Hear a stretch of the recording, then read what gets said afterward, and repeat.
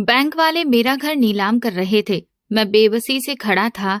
अचानक एक बड़ी गाड़ी आकर रुकी और एक शख्स ने बोली लगाकर मेरा घर खरीद लिया।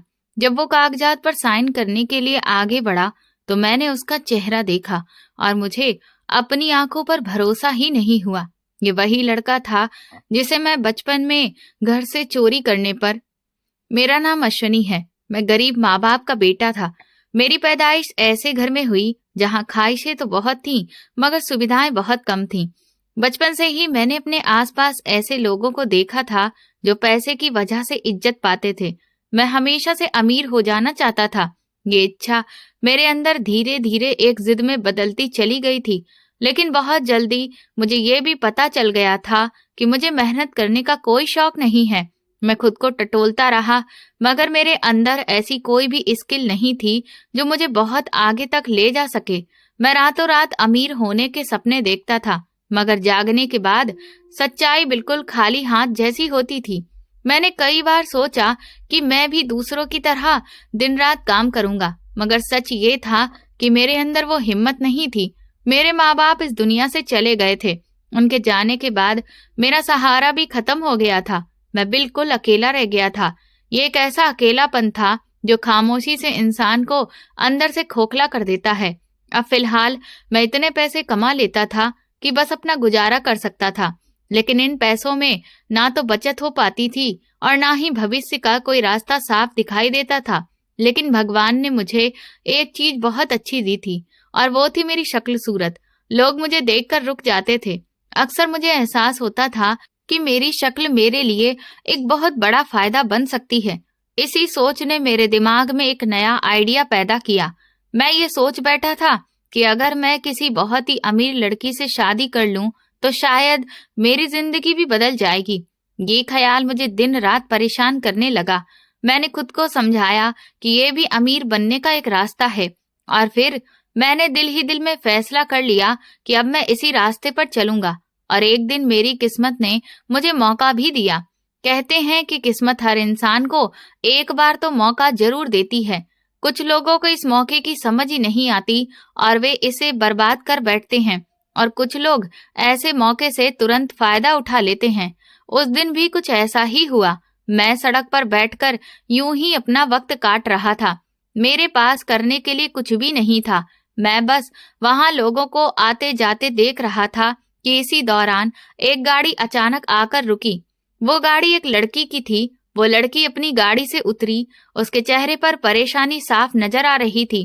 वो इधर उधर देखने लगी। बाकी लोग उसे देखकर भी आगे बढ़ते जा रहे थे। कोई भी उसकी मदद के लिए नहीं आ रहा था। मैंने एक लम्हे के लिए सोचा, फिर मैं उठकर आगे बढ़ा। मैंने उससे पूछा, क्या हुआ मैडम? वो बोली, दरअसल मेरी गाड़ी खराब हो गई है। वो लड़की बहुत ज्यादा खूबसूरत थी। उसकी खूबसूरती कोई साधारण नहीं थी। मैंने दिल ही दिल में सोचा कि यही वो मौका है जिसका मैं अब तक इंतजार कर रहा था। मैंने फैसला कर लिया कि मैं उसकी मदद करूंगा। मैंने तुरंत उसकी गाड़ी देखी तो पता चला कि टायर खराब था। मैंने अपनी पूरी मेहनत लगा दी। टायर बदलने का काम बहुत ही मुश्किल होता है और वैसे भी ये काम लड़कियां अक्सर करना पसंद नहीं करती। मेरे हाथ गंदे हो गए थे और कपड़े भी खराब हो गए थे, मगर फिर भी मैंने हार नहीं मानी। आखिरकार गाड़ी पूरी तरह से तैयार हो गई। वो लड़की मुझे हैरत से देख रही थी। उसकी आंखों में अब शुक्रगुजारी साफ दिखाई दे रही थी। मैंने उससे कहा कि अगर आप इजाजत दें तो मैं आपको आपके घर तक छोड़ देता हूँ। उसने तुरंत हाँ कह दिया। मैं उसके साथ गाड़ी में बैठ गया। रास्ते में ज्यादा बात नहीं हुई, लेकिन खामोशी में भी कभी कभी बहुत कुछ छुपा होता है। जब हम उसके घर पहुंचे तो मैं रुक गया। उसका घर बहुत बड़ा था। ऐसा घर तो मैंने आज से पहले कभी देखा ही नहीं था। मुझे वहीं से अंदाजा हो गया कि ये लड़की कोई साधारण नहीं है। वो कहने लगी, आप क्या करते हैं? मैंने सच बोल दिया। मैंने कहा कि मैं कुछ भी नहीं करता, अभी मैं बेरोजगार हूँ। उसने मुझे ध्यान से देखा और बोली, तो फिर ऐसा कीजिए, आप कल आइएगा, मैं आपके लिए कुछ सोचूंगी। ये सुनकर मैं खुश हो गया। मैंने दिल में सोचा, चलो कोई काम ही मिल जाएगा। मैं उसके दरवाजे से वापस मुड़ गया। मुझे उस वक्त ये पता नहीं था कि वो लड़की मुझसे मोहब्बत कर बैठी थी, लेकिन मुझे ये जरूर पता था कि वो एक अमीर बाप की रईस बेटी थी। रात भर मैं सोचता रहा कि वो मुझे क्या काम देगी। क्या मुझे अपना बॉडीगार्ड बनाकर रखेगी, या फिर अगर वो मुझे अपना ड्राइवर बना ले तो भी मुझे बहुत फायदा होगा। मैंने सुना था कि बड़े बड़े बंगलों में ज्यादा काम नहीं होता है, बस लोगों को नौकर रखने का शौक होता है। अब पता नहीं क्या होने वाला था, पर अगली सुबह जब मैं काफी तैयार होकर गया तो देखा कि सामने उसका बाप भी बैठा हुआ था। मैं तो समझा था कि ये लड़की अकेली रहती है। मैंने तुरंत ही नमस्ते किया तो उसने कहा, हेलो यंग मैन, कौन हो तुम? मैंने बताया कि वो दरअसल मुझे आपकी बेटी ने बुलाया था। वो कह रही थी कि कोई काम दे देंगी। वो कहने लगा, तुम तो शक्ल से किसी ऑफिस के मैनेजर लगते हो, तुम्हारे पास काम नहीं है? मैंने कहा नहीं। थोड़ी देर के बाद वो लड़की भी वहां पर आ गई। मुझे देखकर बहुत खुश हुई और बोली, डैडी, इनको कोई काम दिला दीजिए। देखिए, इनको काम की सख्त जरूरत है। उसके पिता ने कुछ देर सोचकर कहा, तुम कह रही थी ना कि गाड़ी रास्ते में खराब हो जाती है और तुमसे वो ठीक भी नहीं हो पाती। आजकल भीड़ भी बहुत ज्यादा होती है। चलो, इसको तुम्हारा ड्राइवर ही रख देते हैं। ये गाड़ी भी चला लेगा और फिर अगर गाड़ी खराब हुई तो उसे ठीक भी कर देगा, और तुम्हें कहीं आना जाना हुआ तो वहां भी छोड़ आएगा। उसने कहा, हाँ ठीक है। वो बहुत खुश हो गई। मैंने कहा, एक और दिक्कत है सेठ जी। वो कहने लगे, क्या? मैंने कहा, मेरे पास रहने की भी कोई जगह नहीं है।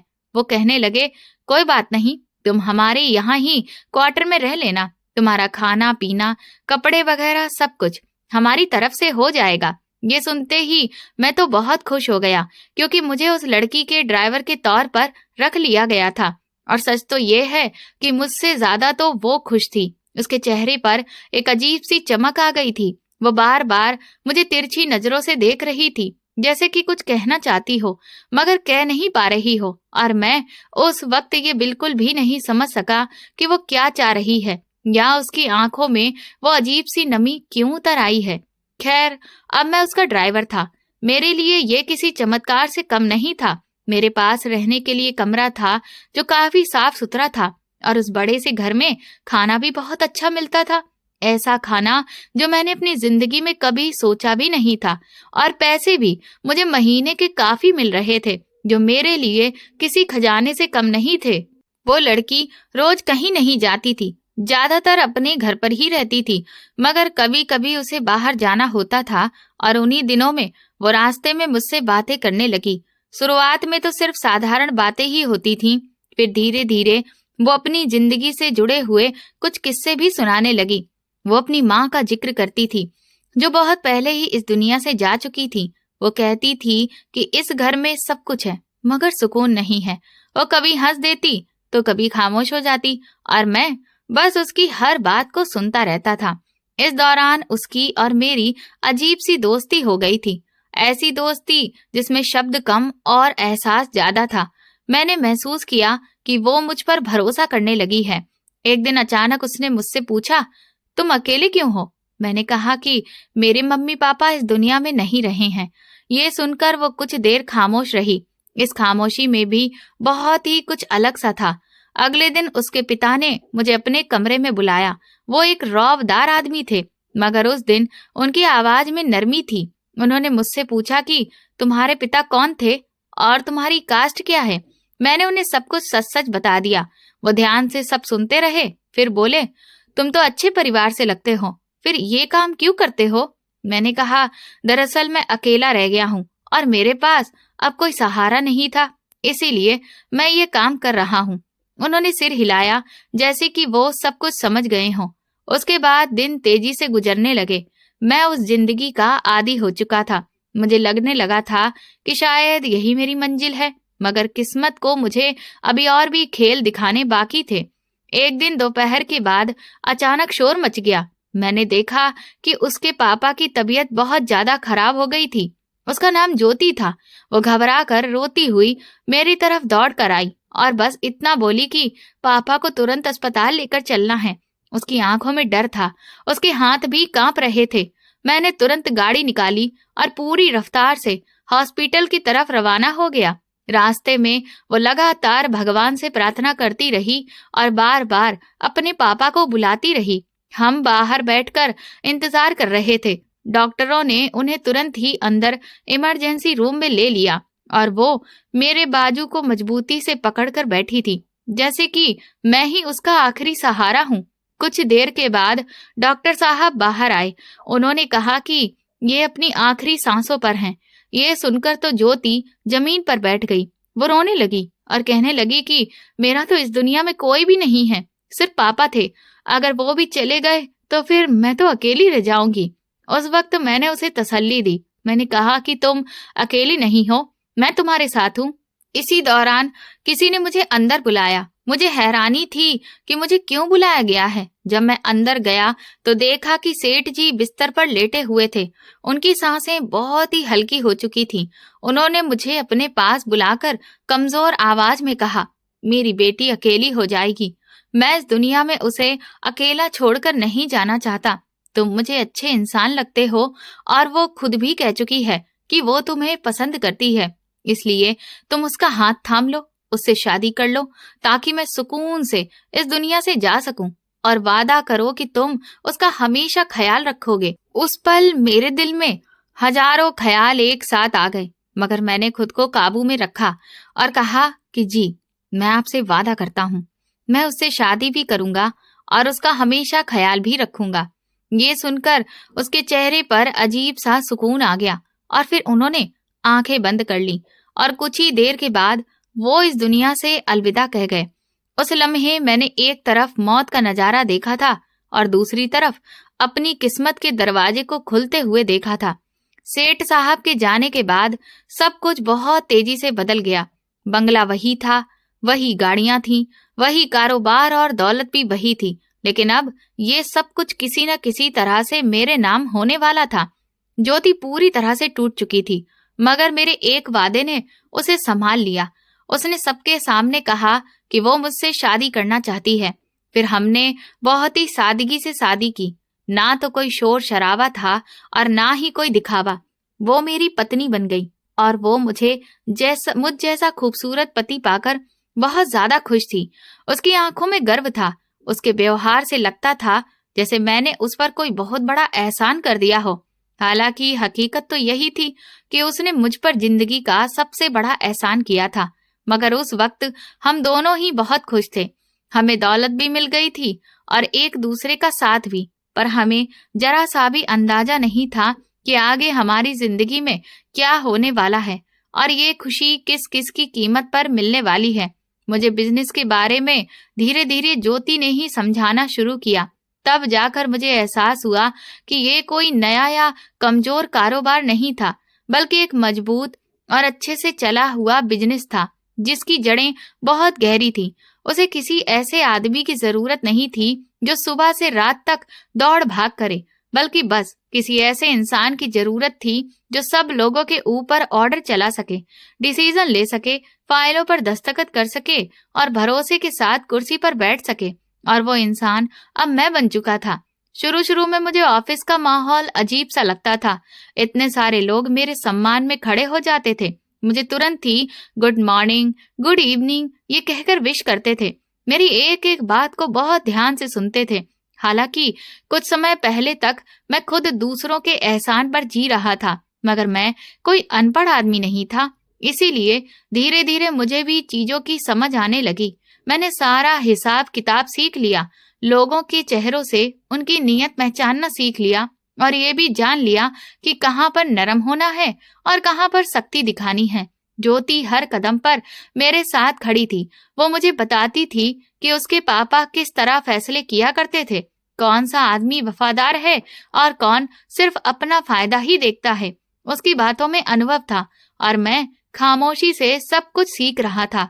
इसी दौरान एक दिन उसने मुझे बताया कि वो माँ बनने वाली है। ये सुनकर मेरे दिल में ऐसी खुशी महसूस हुई जिसे मैं शब्दों में बयां नहीं कर सकता। मैंने पहली बार महसूस किया कि मेरी जिंदगी वाकई में पूरी होने जा रही है। घर का माहौल बदल गया था। ज्योति के चेहरे पर एक अलग ही चमक आ गई थी। वो बच्चों के कपड़े देखती थी, उनके नाम सोचती रहती थी और उनके भविष्य को लेकर सुनहरे सपने बुनती रहती थी और मैं उसे खामोशी से देखता रहता था। फिर वो दिन भी आ गया जब हमारे घर पहले बेटे की पैदाइश हुई। जब मैंने उस बच्चे को देखा तो मुझे ऐसा लगा जैसे मैं खुद को ही सामने देख रहा हूँ। वो बिल्कुल मुझ पर गया था। हूबहू उसका चेहरा, उसकी आंखें, सब कुछ मेरे जैसा ही था। उसे गोद में लेते हुए मेरे हाथ कांप रहे थे। उस दिन मुझे एहसास हुआ कि दौलत से भी ज्यादा कीमती चीज औलाद होती है। उसके बाद जिंदगी एक नए अंदाज में आगे बढ़ने लगी। ज्योति एक लाजवाब माँ साबित हुई। वो हर वक्त बच्चों के साथ रहती थी। उसकी नींद, उसका खाना पीना, उसकी हंसी, सब कुछ बच्चों के आसपास ही घूमने लगा था। मैं भी ऑफिस से जल्दी वापस आने लगा था ताकि अपने बेटे के साथ वक्त गुजार सकूं। इन्हीं दिनों में मैंने ज्योति की एक और आदत को और करीब से देखा। वो दिल की बहुत ही खुली हुई थी। उसे गरीबों को दान पुण्य करने का बहुत शौक था। हमारे घर के दरवाजे से कभी कोई मांगने वाला खाली हाथ नहीं जाता था। मैं कभी कभी उसे समझाता भी था, मगर वो बस मुस्कुरा देती थी। इसी तरह वक्त गुजरता गया और 2 साल बाद हमारे घर दूसरे बेटे की पैदाइश हुई। इस बार खुशी पहले से भी ज्यादा थी। 2 बेटों का पिता बनकर मेरे अंदर एक नई ताकत सी आ गई थी। मैं खुद को अब ज्यादा मजबूत, ज्यादा कॉन्फिडेंट महसूस करने लगा था। घर में बच्चों की आवाजें गूंजने लगी थीं। उनके खेलने की आवाजें, उनकी हंसी हमारे दिलों को रोशनी से भर देती थी। ज्योति भी बहुत खुश थी। वह अक्सर कहती थी कि उसका घर अब पूरा हो गया है। हमने बहुत सी खुशियां इकट्ठी की थीं। बच्चों के पहले कदम, उनकी पहली बोली, उनकी पहली जिद, सब कुछ हमारे लिए बहुत खास था। कभी कभी हमारे बीच छोटे मोटे झगड़े भी हो जाते थे, मगर वे ज्यादा देर तक नहीं चलते थे, क्योंकि ज्योति मुझे बहुत प्यार करती थी। वो मेरी दीवानी थी और अब मुझे भी वो वाकई बहुत अच्छी लगने लगी थी। आखिर वो मेरी पत्नी थी, मेरे बच्चों की माँ थी। वक्त गुजर रहा था। फिर एक दिन हमारे घर तीसरे बेटे की पैदाइश हुई। वो दिन हमारी जिंदगी का सबसे खुशहाल दिन था। मैं 3 बेटों का पिता बन चुका था, 3 खूबसूरत और हेल्दी बच्चों का। उस पल मुझे लगा कि मैंने जिंदगी में सब कुछ हासिल कर लिया है। मेरे पास दौलत थी, इज्जत थी, एक वफादार पत्नी थी और 3 शानदार बेटे थे। और मैं दिल ही दिल में खुद को दुनिया का सबसे खुश नसीब इंसान समझने लगा। मैं ज्योति के दान पुण्य करने और लोगों की मदद करने के मामले में धीरे धीरे टांग अड़ाने लगा था। मेरे दिल में एक अजीब सी चुभन पैदा होती थी। मुझे ऐसा महसूस होने लगा कि मैं दिन रात बिजनेस को संभाल रहा हूँ, बड़े बड़े फैसले कर रहा हूँ, जिम्मेदारियां उठा रहा हूँ, और वो बिना सोचे समझे मेरी मेहनत का पैसा लुटा रही है। एक दिन ये बात मैं अपने दिल में नहीं रख सका। मैंने उसे साफ साफ कह दिया कि तुम अपना हाथ थोड़ा हल्का रखा करो। हर किसी पर इतना खर्च करने की क्या जरूरत है। वो पहले तो चुप रही, फिर उसने कहा कि अगर हम ऐसे ही लोगों की मदद नहीं करेंगे तो फिर बताओ भला फिर कौन करेगा। मैं गुस्से में बोला, देखो मैं मेहनत से पैसे कमाता हूँ और तुम इस तरह पैसा उठाकर लोगों को देती रहोगी। क्या जरूरत थी उन 2 लड़कियों की शादी की जिम्मेदारी लेने की? क्या तुम्हें पता है शादी का मतलब क्या होता है? अभी हमारे अपने 3 बच्चों की भी तो शादियां होनी हैं, उनके भविष्य का भी तो सोचा होगा ना। उसने बड़े ही सुकून से कहा, बहुत पैसे हैं हमारे पास। ये बात सुनकर मेरे अंदर का गुस्सा और ज्यादा बढ़ गया। मैंने फिर वो बात कह दी जो शायद मुझे नहीं करनी चाहिए थी। मैंने कहा कि ये मेरा पैसा है और ये फैसला मेरा होगा कि वो कहाँ खर्च किया जाना है। जैसे ही ये शब्द मेरे मुंह से निकले, उसका चेहरा एकदम से बदल गया। उसने सीधा मेरी आंखों में देखकर कहा, तुम्हारा पैसा? ये कैसे हो गया? ये मेरे बाप का कमाया हुआ पैसा है। पैसे से पैसा कमाया जाता है, तुम सिर्फ इसे संभाल रहे हो। ये सब कुछ मेरे पिता की मेहनत है और मैं खर्च करने से पहले तुमसे नहीं पूछूंगी। उसकी ये बात मेरे दिल में तीर की तरह लगी। मुझे बहुत ज्यादा गुस्सा आ गया, मगर मैं जानता था कि वो ये बात एक दिन जरूर बोलेगी और आज आखिर उसने बोल ही दी थी। उसने बात यहीं खत्म नहीं की, बल्कि और आगे बढ़ा दी। वो कहने लगी कि ये भी हमेशा याद रखना कि तुम्हारी भी तो मदद ही की थी ना मैंने, तभी तो आज तुम बंगले में सेठ बनकर बैठे हो, वरना तुम्हारे पास क्या था? ये सुनकर मेरे अंदर जैसे कुछ टूट सा गया। मैं बिल्कुल खामोश हो गया, क्योंकि मेरे पास कहने के लिए कुछ भी नहीं बचा था, क्योंकि सच तो यही था। उसने फिर एक और बात कही जिसने मुझे बिल्कुल बेदम कर दिया। वो बोली, और ये भी याद रखना कि अभी भी 70% शेयर्स मेरे नाम पर हैं, इसलिए मैं जो चाहूं वो कर सकती हूँ। उस दिन के बाद हमारे बीच एक अनकही दीवार खड़ी हो गई। हालांकि जिंदगी चलती रही, मगर मेरे दिल में एक कांटा सा अटक गया था। हमारे बच्चे उस वक्त बड़े हो रहे थे। उनकी पढ़ाई, उनकी शरारतें, उनकी हंसी घर को हरा भरा रखती थी, मगर मेरे दिल का बोझ कम नहीं हो रहा था। फिर एक दिन ऐसा हुआ जिसने मुझे पूरी तरह हिलाकर रख दिया। ज्योति अचानक एक दिन घर आई। उसकी गोद में एक बच्चा था जो उस वक्त मुश्किल से सिर्फ 2 साल का था। मैंने हैरानी से पूछा, ये किसका बच्चा उठाकर ले आई हो? उसने बड़े ही सुकून से कहा कि एक औरत थी जिसे मैं हर महीने राशन दिया करती थी। उसका पति तो पहले से ही नहीं था, वो खुद भी बीमार थी और अब वो इस दुनिया से चली गई है और ये बच्चा मुझे सौंप गई है। उसका कोई रिश्तेदार नहीं है। देखो ये कितना प्यारा बच्चा है। ये सुनकर मैं हैरान रह गया और गुस्से से बोला कि तुम लोगों के बच्चे उठाकर भी घर लाने लगी हो? वो तुरंत बोली, ये लोगों की नहीं है, ये हमारी नौकरानी ही थी। बेचारी काफी समय से बीमार थी, इसीलिए मैंने उसे काम से हटा दिया था। ये उसका बच्चा है, इसका नाम ध्रुव है। मैंने कहा, नाम का क्या करना है? क्यों लेकर आई हो इसे यहाँ? कहीं और छोड़कर आओ। इसका कोई ना कोई रिश्तेदार तो होगा ही ना। हमारे तो पहले से ही अपने 3 बेटे हैं, अब हम इस बच्चे को भी पालेंगे। उसने बिना किसी झिझक के कहा, हाँ ये भी हमारा बेटा होगा। मैं इस मुद्दे पर जितनी ज्यादा बहस करता गया वो उतनी ही ज्यादा मजबूत होती चली गई। उसके अंदाज में नरमी थी, मगर फैसला पक्का था। आखिरकार वो नहीं मानी और उस बच्चे को हमारे घर का हिस्सा बना दिया। मेरे अपने बेटे उस बच्चे के साथ खुश थे, उसके साथ खेलते थे, हंसते थे। घर में नौकरानी भी थी जो उसे संभालने में मदद करती थी, मगर मैं अंदर से परेशान था। मुझे लग रहा था कि औरत जो ठान लेती है करके रहती है और मैं बस देखता रह जाता हूँ। मेरी पत्नी ने मुझे बहुत तंग तो किया हुआ था, मगर मामला सिर्फ परेशान करने तक ही सीमित नहीं रहा था। वो हर दिन इस बात के ताने देने लगी थी कि ये सब कुछ उसके बाप का है। मैं जो भी बात करता वो उसी बात पर आकर रुक जाती थी। अगर मैं किसी नए फैसले की बात करता या किसी नए प्लान का जिक्र करता तो वो तुरंत कह देती कि मेरे पापा ने बड़ी मेहनत से ये सब कुछ कमाया है, तुम कारोबार के चक्कर में सब कुछ उड़ा दोगे। उसके शब्द मेरे कानों में जहर घोल देते थे। मैं अंदर ही अंदर जलने लगा था। मैं खुद को इस घर का मालिक समझने लगा था, मगर वो मुझे बार बार मेरी हैसियत याद दिला देती थी। इसलिए अब मैं एक नया कारोबार शुरू करना चाहता था, एक ऐसा काम जिसमें मुझे भरोसा था कि अगर मैं करोड़ों रुपए लगाऊंगा तो फिर मुझे बदले में अरबों का फायदा भी होगा। मैंने फिर पूरी तैयारी कर ली, प्लान भी बना लिया था, मगर ज्योति ने साफ मना कर दिया।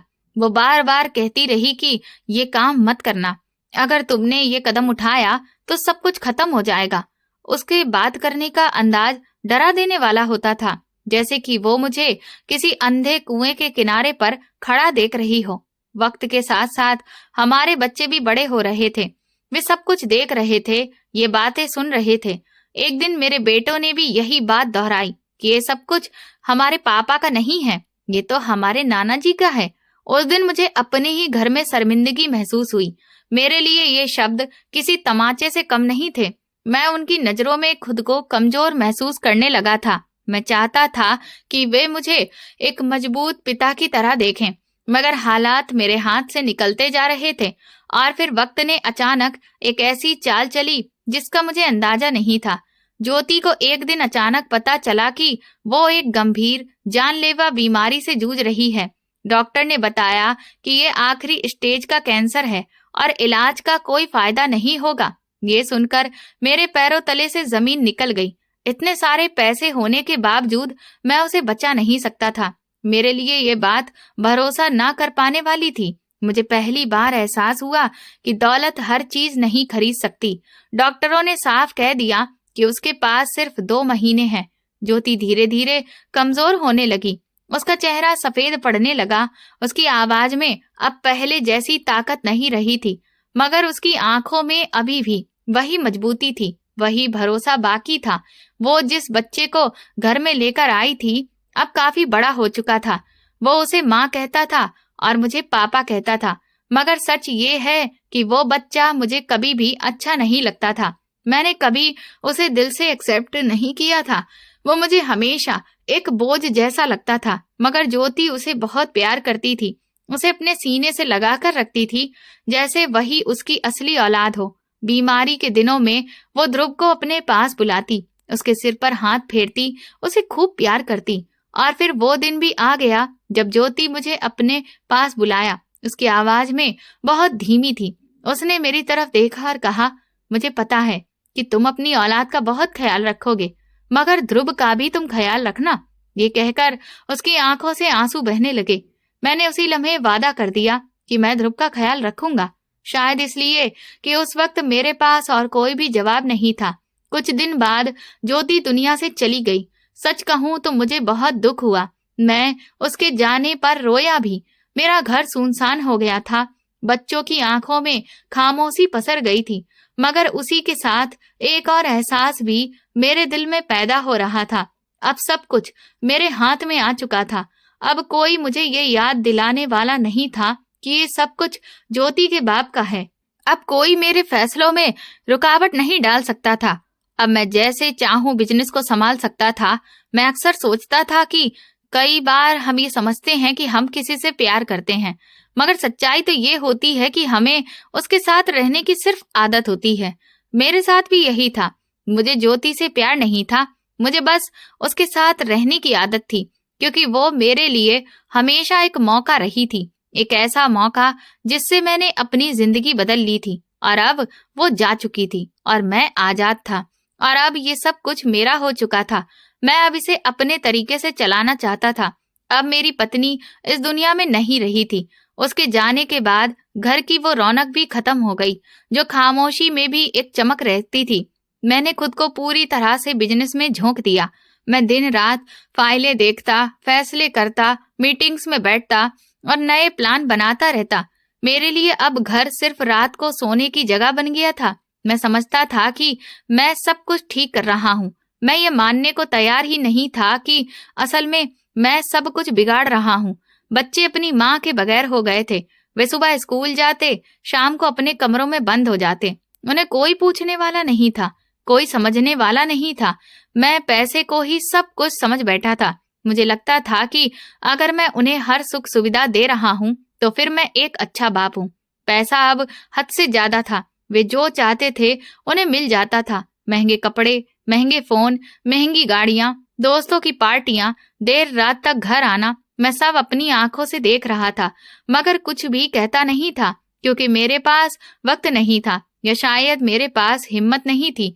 मैंने कभी उनसे ये नहीं पूछा था कि तुम खुश हो या नहीं। मैंने कभी ये नहीं देखा कि वे किस रास्ते पर जा रहे हैं। मैं बस ये देखता था कि बिजनेस बढ़ रहा है, कई सारी डील्स हो रही हैं, खूब पैसा आ रहा है। ध्रुव भी बड़ा हो रहा था। वो खामोश रहता था, अक्सर एक कोने में बैठा रहता। वो मुझे पापा कहता था, मगर मैंने कभी उसे अपने गले से नहीं लगाया। मैंने ज्योति से वादा तो कर दिया था, मगर दिल से उसे कभी एक्सेप्ट नहीं कर पाया। वक्त बहुत तेजी से गुजर गया। मेरे बेटे धीरे धीरे मेरे कद के बराबर होने लगे। जब मैं उन्हें देखता तो मुझे एहसास होता कि मैं उनके बचपन में शामिल ही नहीं रहा।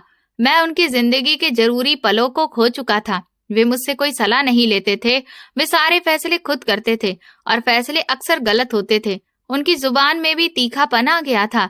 उनके अंदाज में बहुत घमंड आ चुका था। मैंने एक दिन गुस्से में उनसे बात करने की कोशिश की, मगर उन्होंने वही बात लौटा कर दी जो कभी ज्योति मुझसे कहती थी कि ये सब नाना का पैसा है। ये सुनकर मैं अंदर से हिलकर रह गया। मैंने पहली बार महसूस किया कि तारीख आज खुद को दोहरा रही है। जैसे मैं ज्योति के सामने खुद को छोटा महसूस करता था, अब मेरे बच्चे मुझे अपने सामने ही छोटा महसूस करवा रहे थे। मैंने दौलत तो जमा कर ली थी, मगर अपना घर खो दिया था। मैंने अधिकार तो पा लिया था, मगर रिश्तों को हार गया था। रातों को मैं अकेला बैठा सोचता रहता। मेरा बंगला बड़ा था, मगर दिल बिल्कुल खाली था। मैंने पहली बार ये माना कि ज्योति ठीक कहती थी, पैसा सब कुछ नहीं होता। घर को संभालने के लिए सिर्फ आदेश ही नहीं, मोहब्बत और अपनापन भी चाहिए होता है। लेकिन उस वक्त ये समझ पाना काफी नहीं था, क्योंकि अब तो बहुत देर हो चुकी थी। एक दिन मुझे अचानक पता चला कि हमारे घर से 1 लाख रुपए चोरी हो गए हैं।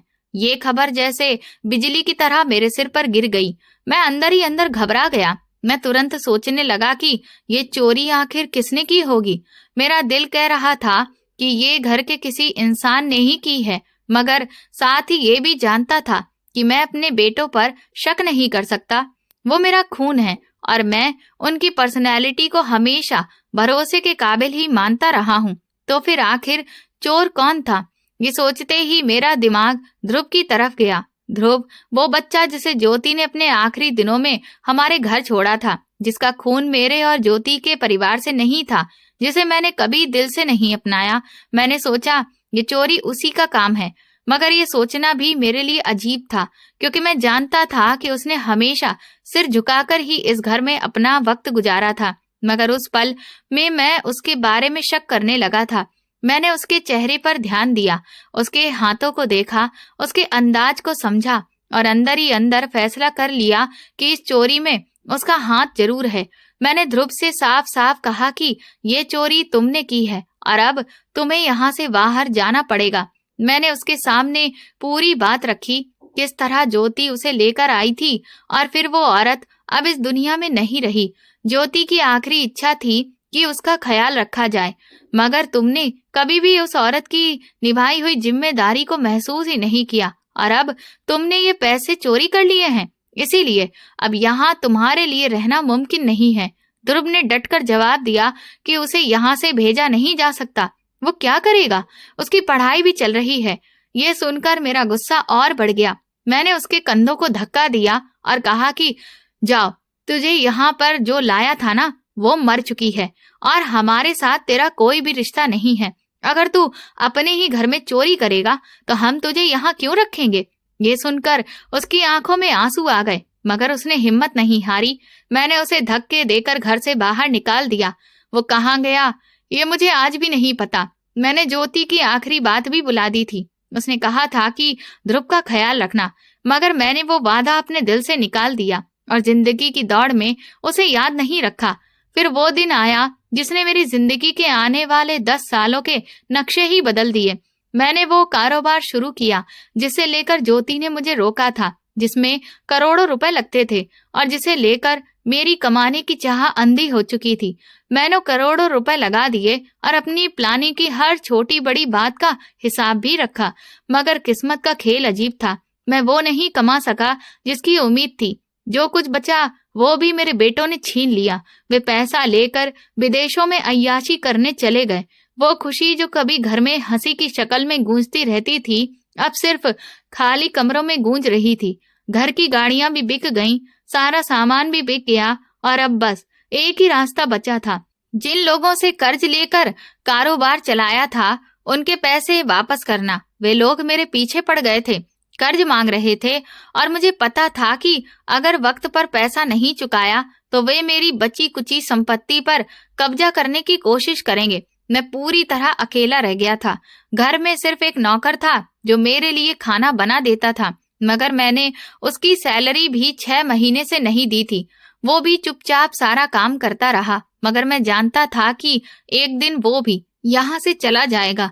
ये सोचकर दिल में अजीब सा डर पैदा होता था। मैंने कभी नहीं सोचा था कि ऊंचाई के बाद गिरावट भी इतनी दर्दनाक हो सकती है। मैंने अपने ससुर की मेहनत से कमाया हुआ सारा पैसा, जो कभी मेरे लिए पावर और भरोसे का जरिया था, खुद ही उड़ा दिया। मेरे बेटे जो कभी मेरे साथ खेलते थे, जिनकी आंखों की चमक देखकर मुझे गर्व महसूस होता था, अब अपने अपने रास्तों पर थे और अपनी दुनिया में खो चुके थे और यहाँ मैं बस देख रहा था। मेरा सवाल अब ये था कि औलाद मुझे छोड़कर भाग चुकी थी। अकाउंट में जो कुछ था वो भी उनके हाथ में चला गया था और मेरे पास सिर्फ एक ही चीज बची थी, मेरे फैसले और मेरा दिमाग। मगर ये भी काफी नहीं था। कर्जदार मेरे पीछे पड़े थे और हर पल मेरे दिमाग में यही सवाल घूमता रहता था कि अगला कदम क्या होगा। मेरे पास अब सिर्फ एक ही रास्ता बचा था, इस घर को नीलाम कर देना, कर्जदारों को पैसे वापस करना और अपनी जान बचाना। मगर ये सोचकर ही दिल बैठ जाता था कि आखिर इसके बाद मैं कहाँ रहूंगा, सड़क पर कहाँ भटकूंगा। ये घर जो कभी खुशियों से भरा था, अब मेरे लिए एक बोझ बन चुका था। ये 10 साल पूरी तरह मेरी जिंदगी बदल चुके थे। वो कारोबार जिसे शुरू करने से ज्योति ने मुझे रोका था, मैंने वही शुरू किया। करोड़ों लगाए और कुछ हासिल नहीं हुआ, सब कुछ खो दिया। अब घर बड़ा था मगर दिल पूरी तरह खाली था। मैं रोजाना हिसाब किताब देखकर बस यही सोचता रहता था कि ये सब कब खत्म होगा। अकेलेपन में मैं अक्सर बैठकर सोचता कि इंसान की जिंदगी कितनी नाजुक होती है। एक दिन सब कुछ पास होता है, दौलत, इज्जत, औलाद, परिवार, और अगले ही दिन सब कुछ हाथ से निकल जाता है। मैंने सच में महसूस किया कि दुनिया की सारी दौलत भी इंसान को अकेला होने से नहीं बचा सकती। मैंने सोचा शायद ये सब मेरे अपने कर्मों का फल है। मैंने ज्योति की बातें और उसकी सलाह नजरअंदाज की, ध्रुव के लिए किया गया वादा भी भुला दिया और आज सब कुछ मेरे हाथ से निकल चुका था। कर्जदार मेरे पीछे पड़े थे और मैं अपने लिए भी कोई रास्ता ढूंढ नहीं पा रहा था। मुझे समझ में ही नहीं आ रहा था कि ये सब कुछ अब कैसे संभाला जाए। मैंने सोचा कि अगर घर नीलाम नहीं हुआ और कर्जदारों को पैसे वापस ना किए तो ये लोग मुझ पर केस करेंगे, फिर अदालत में कार्रवाई चलेगी और फिर तो मैं पूरी तरह बेसहारा हो जाऊंगा। लेकिन अगर मैं ये कदम उठाऊं तो मुझे खुद भी अपना घर छोड़ना पड़ेगा। ये सोचकर मेरा दिल कांप उठा। एक छोटी सी नीलामी रखी गई थी जिसके लिए मैंने अपने घर पर बहुत सारे लोगों को बुला लिया, मगर उस दिन मेरा दिल खून के आंसू रो रहा था। मैं घर के हर कोने को देख रहा था, हर कमरे में गुजरी हुई यादें, हंसी, खुशी, गुस्सा और प्यार भरे वो लम्हे सब याद आ रहे थे। ये घर मेरी पत्नी के लिए बहुत खास था और मुझे भी अब ये घर अपना लगने लगा था। ये वो जगह थी जहां मैंने जिंदगी के कई साल गुजारे थे। हर दीवार और हर खिड़की मेरे लिए एक यादगार बन चुकी थी और आज मैं उसे नीलाम होते देख रहा था। ये नजारा देखना मेरे लिए सबसे मुश्किल काम था। मुझे एहसास हुआ कि सड़कों पर रहने का दुख कुछ भी नहीं, लेकिन अपने ही घर को जिसमें इतनी यादें बसी हों, दूसरे के हाथों जाता देखना दिल तोड़ देने वाला होता है। नीलामी के दौरान एक आदमी गाड़ी के अंदर बैठा हुआ था और बोलियां लगा रहा था। उसकी बोलियां सबसे बड़ी थी और मैं देखकर हैरान हुआ कि ये कौन हो सकता है। दिल में उत्सुकता भी थी और एक अजीब सा डर भी, मगर सच्चाई ये थी कि मुझे इसमें दिलचस्पी नहीं थी कि मेरा घर कौन ले जाएगा। असली बात ये थी कि मेरा घर जा रहा था और मैं बस खामोशी से सब कुछ देख रहा था। फिर बोली खत्म हुई और सबसे बड़ी बोली उसी ने लगाई और वाकई वो जीत गया।